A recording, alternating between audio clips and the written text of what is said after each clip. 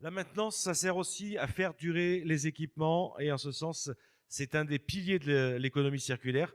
Et ça peut aussi être une discipline qu'on met au service du patrimoine. On va en parler avec notre invitée suivante, Elsa Levillon. Elle est administratrice au Musée national de la marine de Toulon. On va parler avec elle du FNRS 3. C'est le premier bathyscaphe autonome capable de descendre dans les profondeurs océaniques. Et bien ce bathyscaphe, il cherche une nouvelle jeunesse et c'est de la maintenance, quelque part, au service du patrimoine.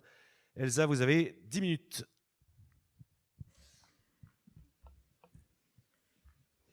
Vous avez le retour, hein. Vous n'avez pas besoin de votre ordinateur.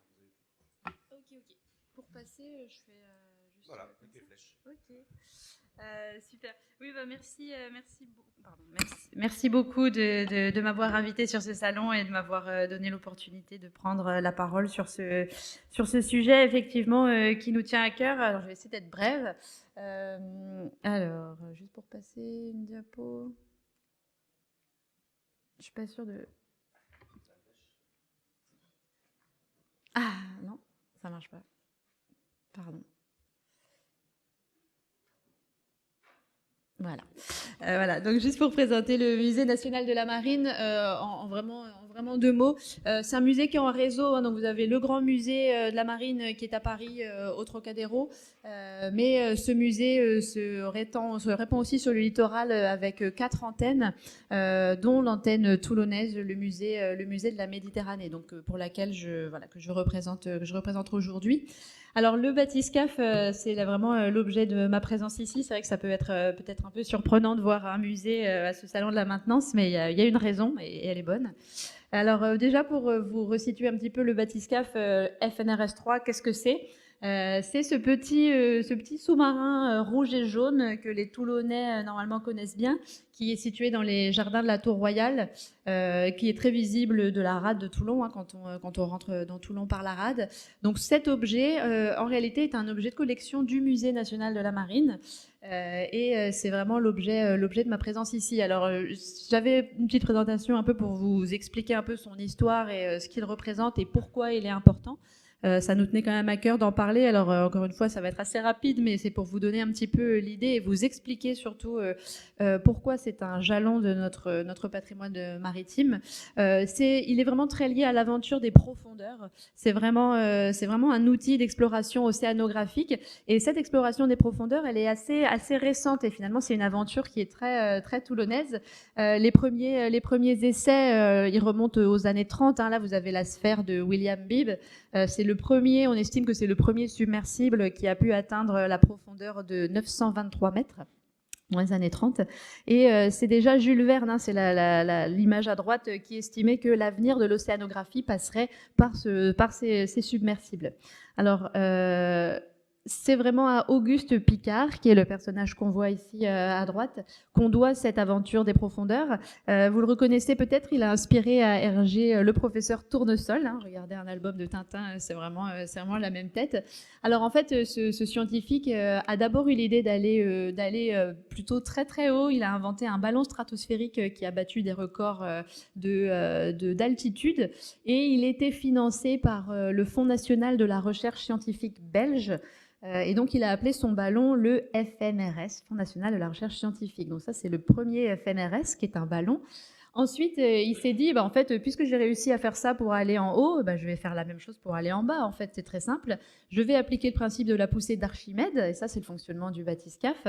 Donc, en fait, on a un flotteur associé à une sphère. Les personnes se mettent dans la sphère, et avec le principe de la poussée d'Archimède, on descend en profondeur. Et donc, il appelle cet engin le FNRS 2, en toute logique, même si c'est plus du tout un ballon, mais cette fois-ci c'est pour aller dans les abysses. Et le FNRS 2, il est extrêmement médiatisé. Hein, au moment de son inauguration, il y a Cousteau, il y a le GRS de l'époque, etc. Ça attire tous les scientifiques parce qu'on voit vraiment l'intérêt de ce type d'outils. Mais malheureusement, le jour de l'essai en mer, c'est un échec. Il ne descend que à la profondeur délirante de 25 mètres. C'est pas énorme. Mais Cousteau se dit ah mais ça c'est un engin vraiment super. Il faut absolument qu'on s'en empare et qu'on fasse quelque chose. Et il va réussir, incroyable, à convaincre la Marine nationale française de s'emparer du projet pour produire le premier bathyscaphe opérationnel, puisque donc le numéro 2 n'a pas fonctionné. Donc le bathyscaphe suivant sera donc appelé en toute sobriété le FNRS 3. Donc là, au moins, ça y est, vous comprenez pourquoi FNRS 3. Et alors, bathyscaphe, c'est Auguste Piccard qui a inventé ce mot. Bathus, en grec, c'est la barque, et scaphe, les profondeurs. Donc, c'est l'idée d'aller une barque dans les profondeurs. Donc, ça, c'est le mot bathyscaphe. Enfin, bref, donc, on construit le FNRS 3 dans l'arsenal de Toulon. Il est vraiment construit ici, à Toulon, par la Marine nationale et la DCN à l'époque. Et c'est quand même assez incroyable de se dire que la marine a accepté de concevoir entièrement un bâtiment qui n'a absolument rien à voir avec la défense nationale. On voit toute la force de persuasion de Cousteau pour ce genre de choses. Et le bathyscaphe, donc il est conçu à la fin des années 40, il est opérationnel en 1953. Ça devient donc le plus petit bâtiment de la marine nationale, puisqu'il a un équipage de 2 personnes. Donc c'est vraiment un petit objet assez particulier dans l'histoire de la marine et de l'arsenal de Toulon. Donc voilà, il est construit par ici.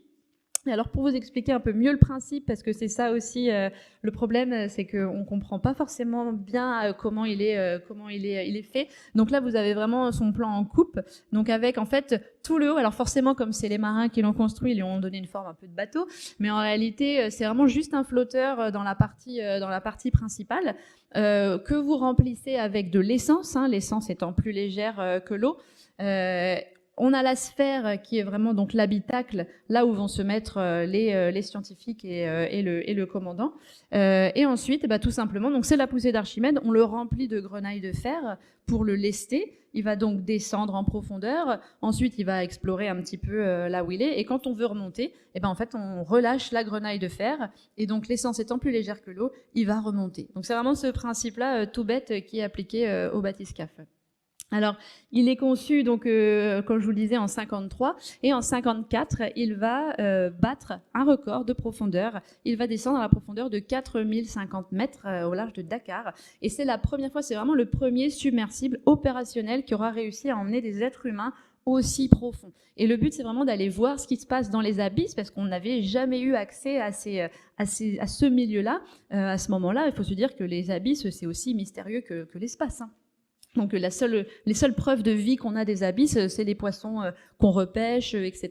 Donc là, c'est vraiment l'opportunité qui est donnée d'aller explorer vraiment les fonds marins. Et il va être, donc voilà, on va voir un peu tout ce qui se passe au niveau des abysses, et il va vraiment devenir un outil d'océanographie vraiment incroyable. Le Japon l'emprunte pour aller explorer leur mer. Il y a le commandant Monod le scientifique Monod qui va monter à son bord. Cousteau va l'utiliser. Il y a toute une batterie d'équipements qui sont utilisés pour étudier tout ce qui a trait à l'océanographie. Donc voilà, le record est conservé par la France pendant 7 ans. Donc ça c'est aussi un point important. Alors après on construit son successeur, je vais passer très vite, on le voit à la photo là-bas en haut à gauche, c'est l'Archimède qui sera donc le successeur construit à Toulon également, qui est aujourd'hui exposé à la Cité de la Mer à Cherbourg. On a surtout donc le Trieste. Alors il faut savoir que Piccard avait quitté le projet, il avait été chez la concurrence construire un autre sous-marin qui atteindra pour le compte des États-Unis la profondeur de 10 000 mètres dans la fosse des Mariannes. Donc de toute façon, après, une fois que ce record-là est battu, c'est fini. Aujourd'hui, l'héritier du bathyscaphe, c'est plutôt le Nautile de l'Ifremer qui descend à des profondeurs de 4 000 mètres. Et c'est cette génération-là de submersibles aujourd'hui qui ont pris le relais, et bien sûr les ROV et les AUV désormais.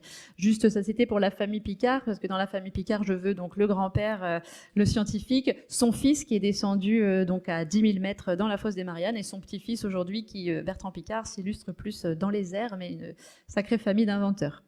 Alors en 2 minutes, vraiment le projet de restauration. Le problème, c'est qu'il est exposé aux abords de la tour royale. Il se prend le Mistral, il se prend les embruns, et le sel et le fer, ça fait pas bon ménage. Il est extrêmement corrodé. Il est dans un état de dégradation assez avancé aujourd'hui. Structurellement, il tient encore la route, mais ça ne va pas tarder avant que les dégâts soient irréparables. Donc, il faut vraiment intervenir aujourd'hui et le sauver. Alors, il y aura plusieurs phases à ce projet, évidemment, puisque c'est un projet extrêmement complexe. Bien sûr, il y aura toute la problématique de le soulever pour l'emmener sur un lieu de carénage. Donc voilà, on a les photos un petit peu. Alors, tout est encore, sa structure est encore bonne, assez solide, mais ça va être un énorme chantier et un gros événement à Toulon pour ceux qui seront présents et qui voudront y assister. Bien évidemment, il y aura... En fait, c'est un petit submersible, hein, donc là, c'est pour ça qu'on vient vous voir aujourd'hui, parce que autant faire restaurer un tableau ou une maquette de bateau, ça je sais faire. Par contre, caréner un bateau, c'est un autre domaine qui va demander une expertise. Il y aura du sablage, il y aura de la chaudronnerie, il y aura de la peinture, anti-corrosion, etc. Donc là, vous faites le lien avec ma présence aujourd'hui sur un salon de la maintenance industrielle. Alors ensuite, il y aura un projet aussi de le déplacer. Le but, c'est pas de le restaurer et puis de le remettre exactement au même endroit pour que dans quelques années, ça reprenne. Donc le but, ce sera de le rapprocher du musée aussi pour faire plus de liens et pouvoir aussi plus parler de cette histoire parce qu'aujourd'hui, il reste quand même assez méconnu des Toulonnais. Alors ça, c'est une image, c'est pas du tout là où il va être. Hein. On est en train de parler avec la mairie, on est en train d'en discuter, de réfléchir à toutes les options. Mais voilà, la mairie travaille aussi avec nous pour un nouveau lieu d'implantation, si possible, à proximité de la place Mansenergue. En termes de calendrier, là, on vient de publier le marché en plusieurs lots pour sa restauration. Donc les entreprises sont invitées bien sûr à y répondre, mais on recherche également, alors le but c'est qu'il soit restauré dans 1 an, donc en novembre 2026. On fait quand même aussi une recherche de mécénat, donc c'est-à-dire qu'on demande la participation des entreprises sur que ce soit en financier ou en compétences et dans tous les domaines qui pourraient nous aider. Et voilà, on fera rayonner le projet. Il y aura une campagne de financement participatif également. Donc, je vous invite à suivre en tout cas ce projet-là, à me contacter si vous avez la moindre idée, la moindre envie de nous aider. Et puis, on vous donne rendez-vous donc en novembre 2026 quand il sera tout beau, tout neuf à côté du musée. Voilà, merci beaucoup.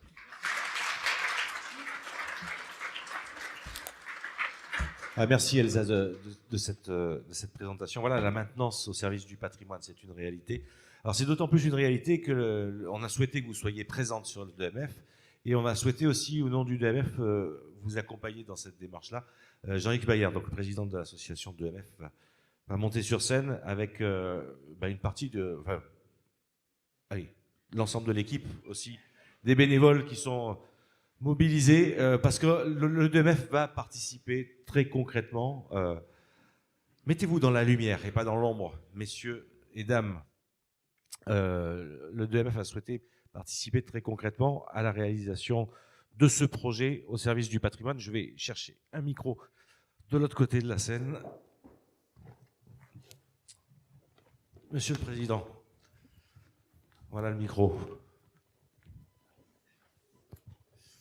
Et merci. Et bien donc, Madame l'administratrice du musée national de Toulon, la Marine, pardon, j'ai l'honneur de vous remettre ce chèque de 3 500 € en l'honneur, de la part, de toute l'équipe, tous les bénévoles et toutes les entreprises qui ont participé au DMF. Donc vous y êtes tous pour quelque chose. Et un grand merci à tous ceux qui contribuent à l'organisation de l'événement et à son financement. Voilà, maintenant, ça a du sens. On va se mettre, voilà, merci, parfaitement dans la lumière. Rapprochez-vous l'ensemble de l'équipe. Voilà, comme pour les photographes, c'est beaucoup mieux. Mettez-vous dans la lumière. Les petits devant, Régis. C'est private joke. Alors, Karim dans la lumière aussi.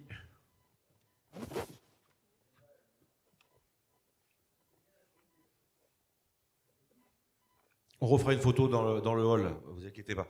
Je voudrais qu'on passe le micro à Marc Le Hérissier. Marc Le Hérissier, c'est un représentant et responsable d'opération pour le service de soutien de la flotte à Toulon. Alors, au-delà du chèque, on a aussi une excellente nouvelle et on vous donne rendez-vous. Le service de soutien de la flotte de Toulon va s'associer à ce projet. Oui, alors effectivement, si le Musée national de la Marine n'est pas fait pour entretenir des engins pareils, c'est le métier du service de soutien de la flotte, puisque ce métier, c'est d'entretenir des bâtiments de surface et des sous-marins. Et donc nous allons nous mettre à disposition du Musée national de la Marine pour suivre ce projet d'un point de vue technique. Et alors à la fois pendant le montage, on va dire, du projet et dans son suivi pour permettre justement d'arriver à une bonne conclusion sur cette restauration. Voilà, donc vous l'avez entendu, on signera dans ce sens un protocole en tout début d'année prochaine, hein, officiellement entre la direction du service de soutien de la flotte et du Musée national de la Marine. Et comme ça a été dit par Elsa, ce qu'on attend vraiment, c'est qu'il y ait des industriels qui puissent s'investir dans ce projet. Le mécénat est intéressant pour le Musée national de la Marine et en tout cas, on essaiera, nous, d'accompagner le plus possible pour qu'on puisse avoir un magnifique bathyscaphe l'année prochaine. Et ben voilà, donc en avant-première, on a l'information. Rendez-vous, c'est en janvier, hein, c'est ça la prochaine étape, c'est en janvier, où il y aura la signature. Janvier ou février, on est en train de Janvier-février. monter le projet. Parfait. Merci beaucoup, mesdames, messieurs. On se retrouve cet après-midi pour les lycéens, c'est la pause déjeuner. On se retrouve pour les conférences ici et en direct sur YouTube à partir de demain matin. Vous avez le programme qui s'affiche. À plus tard. Au revoir.